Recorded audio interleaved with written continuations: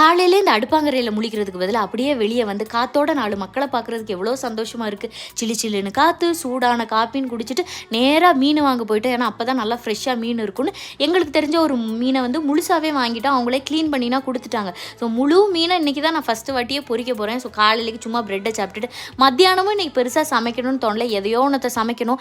ஆனா வந்து எனக்கு வந்து எதுவும் சொதப்பிறக்கூடாது. சீக்கிரம் முடிஞ்சிரணும்னா கண்ண மூடிட்டு நான் பிரியாணி தான் சூஸ் பண்ணுவேன். ஏன்னா, அதுதான் இப்போ ஓரளவுக்கு எனக்கு வந்து உருப்படியாக வந்துக்கிட்டு இருக்கு. அதனால வந்து வெஜிடபிள் பிரியாணி பண்ணலாம். இந்த நான்வெஜ்ஜாக சாப்பிட்டு சாப்பிட்டு மூஞ்சில் அடித்த மாதிரி இருந்துச்சு. அதனால வந்து இருக்கிற காய்கறி மொத்த ஃப்ரிட்ஜில் இருக்கிறது எல்லாத்தையும் தூக்கி உள்ளே போட்டுக்கிட்டேன். மஷ்ரூம் வேறு இருந்துச்சு. அதனால் மஷ்ரூமையும் போட்டு எல்லாத்தையும் கலக்கி எடுத்துட்டேன். நிறைய பேர் தேங்காய் பால் ஏன் ஊற்றுறீங்கன்னு கேட்டிங்க. இனிமேல் எல்லாரும் பிரியாணினா தேங்காய் பால் ஊற்றுறீங்க.